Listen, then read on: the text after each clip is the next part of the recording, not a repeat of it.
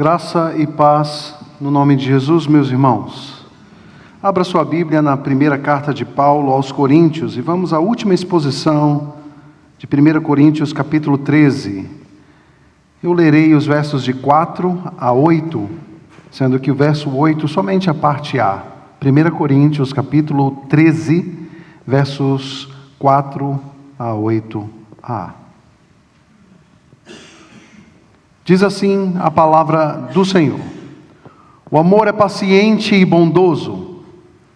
O amor não arde em ciúmes, não se envaidece, não se orgulha, não se conduz de forma inconveniente, não busca os seus interesses, não se irrita, não se ressente do mal. O amor não se alegra com a injustiça, mas se alegra com a verdade. O amor tudo sofre, tudo crê, tudo espera, tudo suporta. O amor jamais acaba. Oremos. Pai amado, Deus eterno, nós estamos diante do Senhor, diante da Tua palavra, com um grande e profundo temor e tremor no coração, que rogamos ao Senhor que fale aos nossos corações nessa noite, cativando mentes e corações diante da Tua presença. Que saiamos dessa noite, deste lugar, animados, encorajados, fortalecidos, confrontados pela Tua santa palavra. Essa é a nossa oração e nós a fazemos, no nome de Jesus. Amém. Queridos, existe esperança para uma igreja extremamente problemática? Existe saída para situações em que estamos completamente desencorajados, desanimados, exaustos? Sim.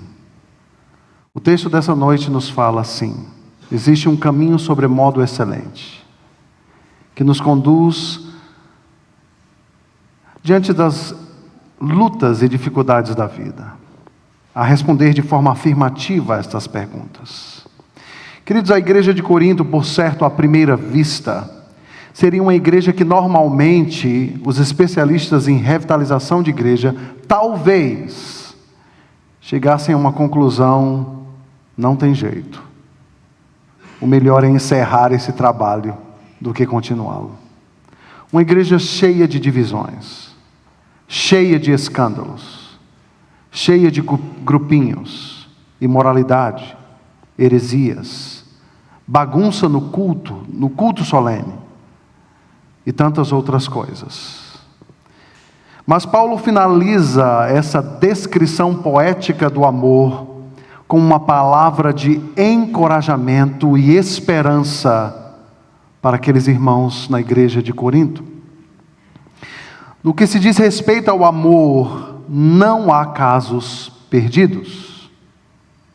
Esta é uma das razões pelas quais o apóstolo Paulo manteve a esperança naquela igreja, na igreja de Corinto. Apesar de todo o pecado que ele viu, todos os problemas enfrentados com a liderança e com tantas outras coisas, ainda ele amava o suficiente aquela igreja para dizer ali no capítulo 1 da segunda carta aos Coríntios: nossa esperança por vocês é inabalável. Esta palavra deste pastor, deste plantador, deste missionário. A igreja extremamente complicada. Mas pensando de uma forma bem particular, talvez você esteja aqui nessa noite e você esteja pensando em jogar a toalha, desistir. Talvez você esteja tão cansado em lidar com situações difíceis na sua vida. Talvez você esboce um sorriso na igreja. Talvez você consiga ter boas conversas, mas só Deus sabe como se encontra o seu coração. Só Deus sabe. Talvez as circunstâncias em sua vida sejam duras, difíceis e extremamente desanimadoras. A palavra de Deus para a sua vida nessa noite é: o amor tudo sofre, tudo crê, tudo espera, tudo suporta. O amor jamais acaba. Jamais acaba. Queridos, estamos diante de 4 qualidades.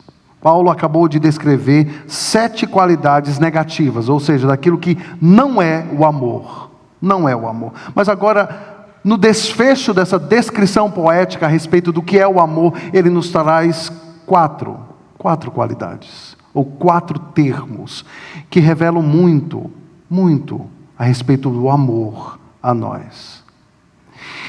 Eles estão dentro de uma estrutura que aparece normalmente na literatura hebraica, que chamamos de quiasmo. Palavras ou sentenças em paralelo, que se repetem com ideias que se conectam e se repetem, nos dando termos centrais que têm um significado pungente, termos periféricos que reforçam e apontam para esse termo central. Percebam então que os termos periféricos falam a respeito de sofrer e suportar, referindo-se a circunstâncias temporais presentes. Mas os termos centrais deste quiasmo, dessa estrutura de linguagem literária hebraica, nos fala a respeito de crer e esperar, ou seja, de fé e de esperança. E porque o amor tem a sua fonte em Deus, o verdadeiro amor é capaz de todas as coisas. É capaz de todas as coisas. Mas talvez a sua pergunta, olhando para esses 4 termos, o amor, tudo sofre, tudo crê, tudo espera, tudo suporta, talvez a sua pergunta seja: quem tem amor crê em tudo de forma indiscriminada? O que é que o apóstolo Paulo está querendo dizer com o amor tudo crê, tudo suporta, tudo espera? Isso significa que o amor é inocente a ponto de acreditar em mentiras? Você precisa acreditar em tudo, não importa se aquilo é mentira ou verdade? Será que Paulo está querendo dizer que devemos esperar pelas coisas mesmo que no final elas não aconteçam? Mas a gente deve esperar? De forma nenhuma. De forma nenhuma. Paulo não está dizendo que o amor é irracional ou que espera por coisas irreais, como se ele fosse infinitamente crédulo e totalmente indiscriminado em suas crenças e esperanças. Não. Isso porque o amor não é cego. Ele não é cego ao que acontece. Ele não confia em promessas humanas, mas entende não haver situação que Deus não possa consertar, mesmo após de centenas de fracassos. Essa é a ideia do apóstolo Paulo. Não existem situações para Deus que Ele não possa consertar, mesmo quando o desapontamento, o fracasso, mesmo quando não temos mais forças, estamos exaustos e simplesmente queremos jogar a toalha, desistir. Olhemos para os 2 termos centrais: o amor crê e o amor espera.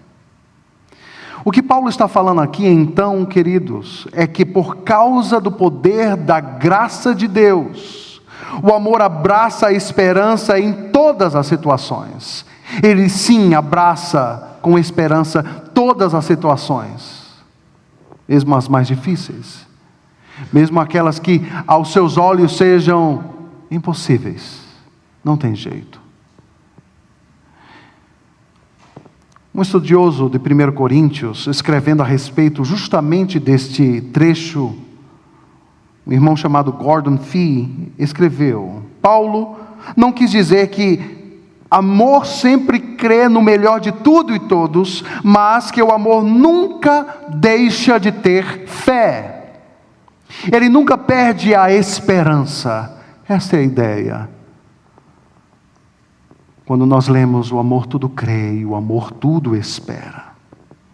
Uma tradução possível para 1 Coríntios 13, 7 é: o amor nunca se cansa de ser um apoio, nunca perde a fé, nunca esgota a esperança, o amor nunca desiste. Ele persevera, ele vai à frente, crendo em realidades futuras, na mão de Deus, na soberana mão de Deus. A palavra no original que foi traduzido como tudo, também pode ser traduzido como sempre. Portanto, a tradução poderia ser dessa forma: o amor sempre espera pela bondade de Deus e pelo seu poder, que é capaz de transformar vidas. O amor sempre espera pela bondade de Deus e pelo seu poder, que é capaz de transformar vidas. E quando o amor não tem evidências a respeito do outro, quanto ao comportamento do outro, ele crê no melhor. O amor sempre se coloca para crer no melhor do outro. Em casos duvidosos, aquele que ama vai preferir antes ser generoso em suas conclusões, a suspeitar, até que se prove algo contra as expectativas. Aquele que ama sempre põe um peso de esperar pelo melhor, até que se prove algo contra. Aquele que ama será capaz de pensar primeiro no melhor e não no pior dos outros, não importando o seu histórico. Talvez você conheça o histórico de uma pessoa e sempre espere o pior dela.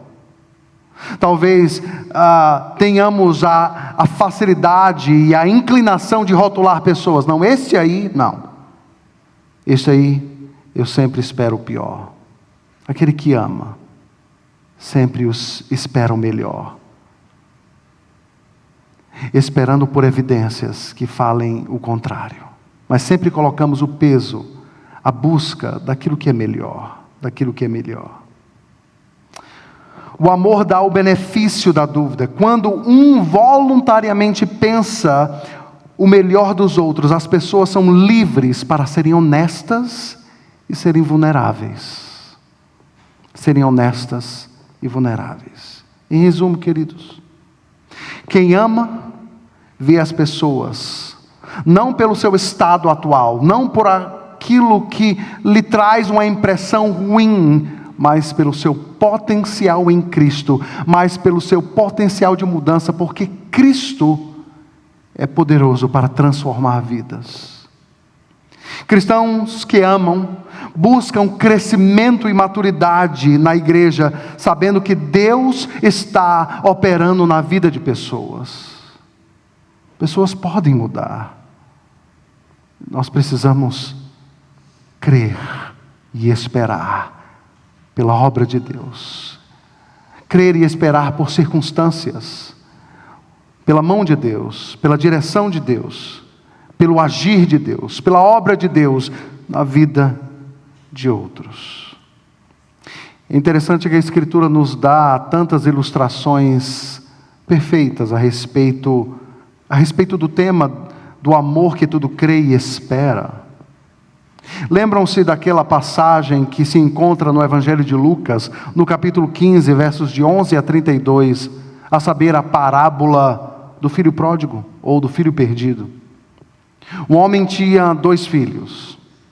O mais novo, desejando parte da sua herança, pede o pai e parte para uma terra distante, onde desperdiça tudo em uma vida de prazeres e devassidão. Após gastar toda a sua fortuna, o filho mais novo se vê em extrema pobreza, trabalhando como empregado de um homem que o manda cuidar dos porcos. Mas arrependido, o filho mais novo decide voltar para a casa do pai e pedir perdão, reconhecendo o seu erro. O pai, ao avistá-lo, corre ao seu encontro, o abraça e o beija, demonstrando grande alegria e amor pelo seu filho que estava perdido e foi achado, e retornou para casa. O filho arrependido confessa o seu pecado ao pai e diz: pai, eu não sou digno mais de ser chamado o teu filho. Mas o pai, no entanto, prepara um grande banquete, uma festa para celebrar o retorno do filho que estava perdido. Dá a ele roupas novas e coloca um anel no seu dedo para simbolizar a alegria, a satisfação, a gratidão, porque o seu filho estava perdido e ele voltou para casa. Sabemos que essa história tem muitas implicações e ensinos, mas ela revela o fato de um Deus que ama o perdido e se alegra com aquele que se arrepende e volta para o lar. Essa história do filho pródigo nos fala a respeito de um pai que não passa na cara os pecados do passado, mas se alegra, se regozija e celebra com um pecador arrependido. O amor tudo crê e tudo espera. O amor tem a certeza e a convicção, e ele descansa na mão providente de Deus, que se revela na temporalidade, na vida, não somente aqui, mas nos prepara para um glorioso futuro, um novo céu e uma nova terra. Mas essa primeira estrutura nos ensina muitas coisas. Quantos de nós, talvez por diversos fatores, somos tentados a desistir do outro? Talvez a desistir de um filho que se afastou dos caminhos do Senhor. Talvez para desistir de um casamento que sobrevive de fachada. Talvez a desistir de um pai e de uma mãe que não têm o temor do Senhor e não amam a palavra, não amam a Cristo. O texto nos ensina a não desistir dos nossos filhos, de pessoas, a não desistir de situações que para nós parecem impossíveis. Porque o amor tudo crê e tudo espera. Não desista. Não desista. Não desista do filho afastado, da esposa ou do marido, ou da situação que lá no fundo do seu coração você já desistiu, mas Deus pode fazer nova todas as coisas. Todas as coisas. Mas o texto nos ensina não somente que o amor tudo crê e tudo espera, mas também o amor tudo sofre e tudo suporta. Os dois termos periféricos do texto. Isso nos fala de que quem ama está disposto a sofrer. Quem ama está disposto a sofrer pela pessoa amada. Está disposto a suportar os ataques sem jamais desistir de amá-la. Quem ama suporta. E a ideia do verbo suportar aqui é realmente uma palavra militar que expressa a ideia de ataque do inimigo. Muitas vezes a pessoa que amamos são aquelas pessoas que nos atacam, que se irritam conosco. Mas o texto diz que quem ama suporta o sofrimento. Suporta o sofrimento.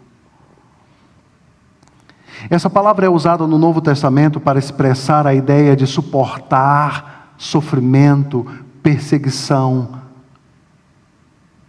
pelas causas corretas, pela causa do Evangelho.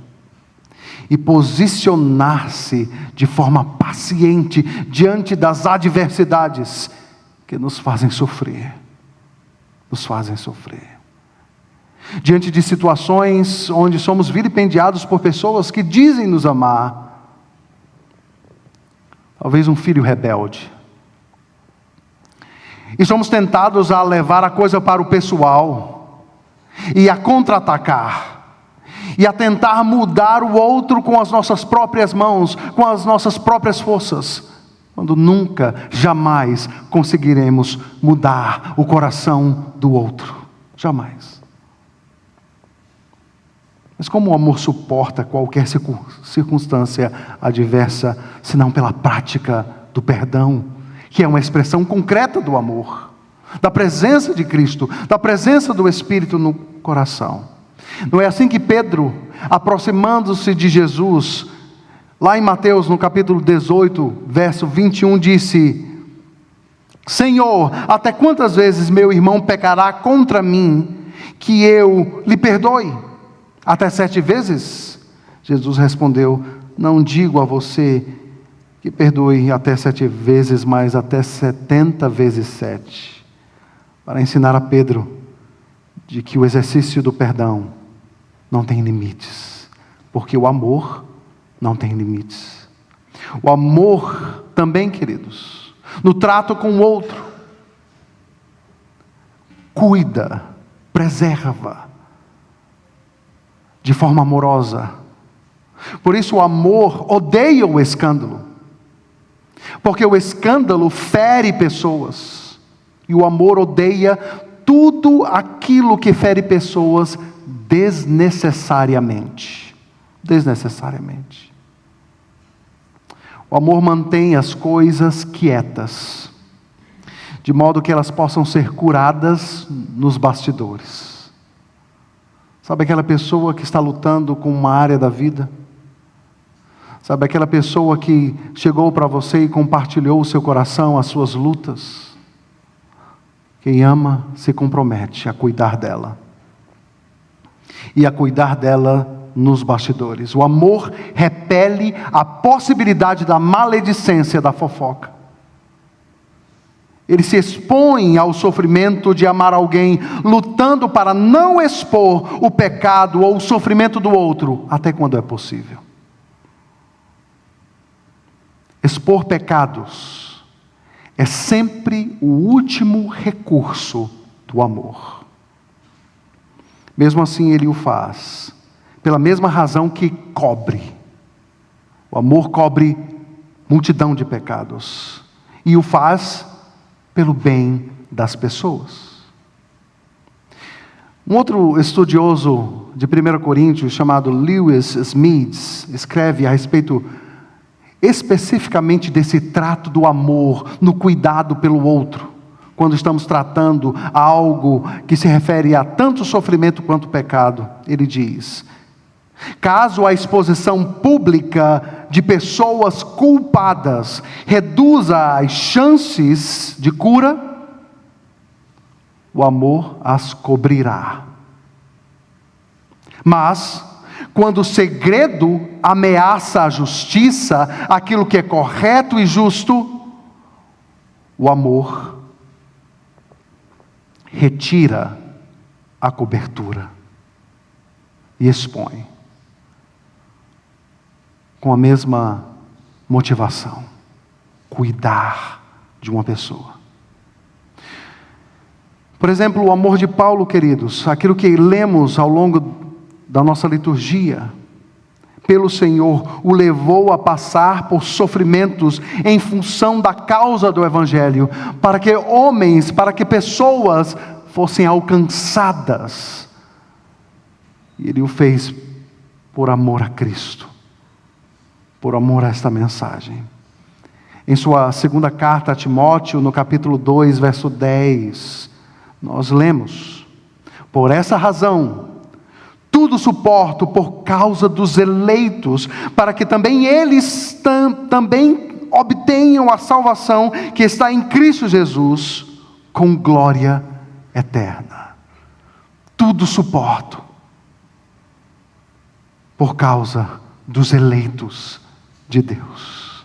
Esse homem tinha o Evangelho no centro da sua vida.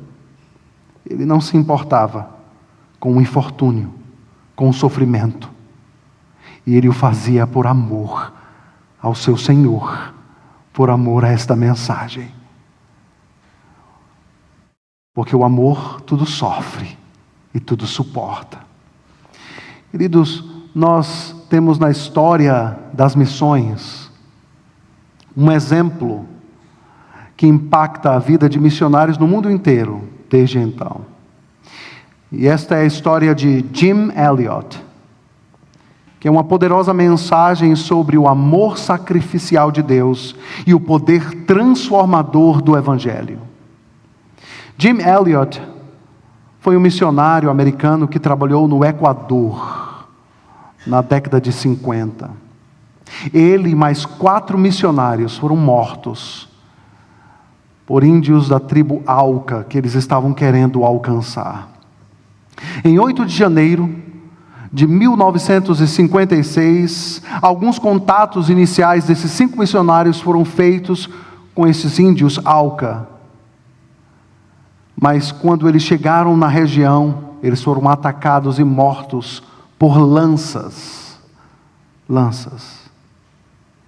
Elizabeth Elliot, a esposa de Jim Elliot, permanece no Equador, dando um testemunho do perdão e da graça de Deus. Ela e sua filha.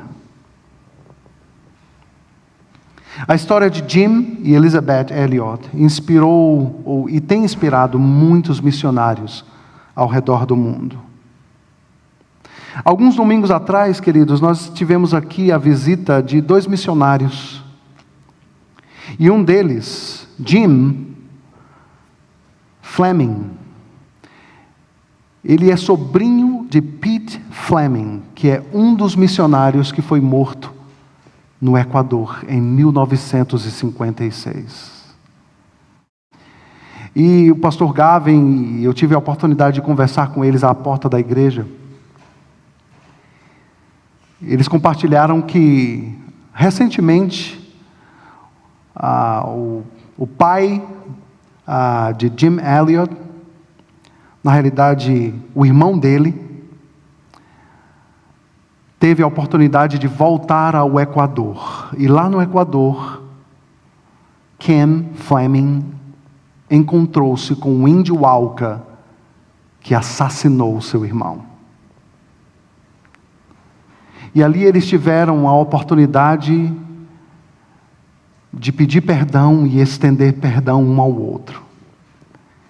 E nós tivemos uma foto compartilhada deste encontro do irmão de Jim Elliot, ou de Pete Fleming, que morreu ali no Equador.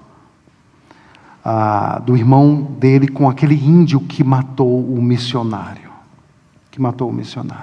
Hoje, este índio, Auca, é um irmão em Cristo. Foi alcançado pelo testemunho fiel de homens e mulheres que amavam a Deus, amavam essa mensagem e pagaram um alto preço com as suas próprias vidas para que aquela tribo hostil fosse alcançada por essa mensagem. Você já imaginou encontrar-se com um assassino do seu irmão? Qual seria a sua reação? Você já imaginou encontrar-se com o assassino do seu pai? Ou do seu marido? Qual seria a sua reação normal? Sim, a nossa reação normal seria raiva, seria desejo de vingança, a qualquer preço. Isto porque somente o amor sacrificial de Deus, enchendo o coração do homem pecador, é capaz de fazer o que nós ouvimos. Aquele homem abraçando aquele índio e dizendo: eu te perdoo. Eu te perdoo por você ter matado o meu irmão. O meu irmão. O amor tudo sofre e tudo suporta. Paulo finaliza essa descrição gloriosa do que significa amar, falando a respeito de que o amor jamais acaba. Ele está se referindo à durabilidade, que é um indicador do valor de algo. E aqui eis uma transição. Os 3 primeiros versículos do capítulo 13 de Coríntios falam sobre a superioridade do amor, o caminho sobremodo excelente. Os versos de 4 a 7 nos falam da perfeição do amor. Mas agora Paulo fala a respeito da durabilidade ou da permanência desse amor, em contraste com a transitoriedade dos dons espirituais, que era certamente um problema na igreja de Corinto. E o objetivo de Paulo com esta transição é estimular os coríntios a buscar fervorosamente esse amor, a buscar fervorosamente comunhão com este Deus, com este Cristo. Com tudo que aprendemos, com toda esta descrição do que significa amar, aprendemos que o amor não é nem uma ideia, nem uma abstração. O amor carrega em si atitudes concretas. Em último plano, o amor é uma pessoa. Uma pessoa. Estudiosos bíblicos falam que o melhor modo de entender a descrição de Paulo a respeito do amor é observar a vivência de uma pessoa que verdadeiramente ama. E não é difícil para nenhum de nós entender que cada uma dessas características estão apontando em último plano para uma pessoa. É simples para cada um de nós entender que Paulo está apresentando Cristo. Cristo. Isso fica simples de entender se nós tomarmos todos os substantivos desses versículos expostos, de 4 a 8, e colocarmos o nome Jesus, e o texto então ficaria desta forma: Jesus é paciente e bom. Jesus não arde em ciúmes, Ele não se envaidece, Ele não é orgulhoso. Cristo não se conduz de forma inconveniente. Ele não busca os seus próprios interesses. Cristo não se irrita pecaminosamente. Ele não se ressente do mal, Ele não guarda rancor. Jesus não se alegra com a injustiça, mas Ele se alegra com a verdade. Jesus tudo sofre, tudo crê, tudo espera, tudo suporta. Ele jamais passará ou acabará. Cristo é a concretude da expressão do amor de Deus no mundo caído como o nosso. Algumas aplicações finais, meus irmãos. Não há situação na vida tão sombria ou desesperadora que não haja esperança, se apenas tivermos amor em Cristo ou por Cristo. Não há nenhuma situação tão desesperadora. O amor não desiste das pessoas quando elas estão em dificuldade, mas persiste perseverantemente. O amor não desiste das pessoas quando elas estão afastadas de Deus. Quando perdemos a esperança, falhamos em amar. Isto porque o amor tudo espera. Tudo espera. O amor espera que alguém perdido e atolado no pecado possa crer no Evangelho. O amor espera que o relacionamento quebrado seja restaurado. O amor espera que mesmo depois de um longo período de sofrimento, haverá crescimento espiritual. O amor não diz, esse não tem jeito, desista. Um dos mais belos fatores daquilo que nós cremos em termos de teologia bíblica reformada é que nenhum de nós tem condições ou a capacidade de rotular uma pessoa e dizer, esse aqui vai para o inferno. Nenhum. Porque onde abundou o pecado, superabundou a graça de Deus. E o seu amor gracioso é capaz de salvar o pior dos pecadores. Mesmo que no último segundo de vida. Mesmo que no último segundo de vida. Porque o amor tudo sofre e suporta. Porque o amor tudo crê e espera. E mesmo quando perdemos alguém que amamos, podemos ter a certeza que um dia o reencontraremos na glória eterna, no novo céu e na nova terra, onde lá experimentaremos plenamente, inteiramente, completamente o que significa amar. Amar. Que Deus abençoe a cada um de nós, a começar de mim, a cada um de nós aqui nesta noite, aqueles que estão nos acompanhando de casa. Este é o caminho sobremodo excelente, desenrolado pelo apóstolo Paulo e dirigido àquela igreja tão problemática, para dar a eles a esperança de que todos os problemas internos naquela igreja seriam resolvidos quando eles amassem uns aos outros.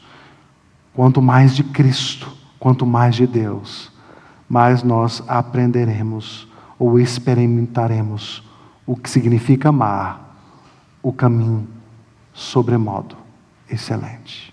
Que Deus nos abençoe. Muito obrigado por nos acompanhar até o final deste vídeo. Para receber mais reflexões e ficar por dentro dos próximos conteúdos, te convidamos a seguir as nossas redes sociais que estão na descrição. Alguns vídeos aparecerão na tela, caso queira continuar nos assistindo. Abraço e até a próxima.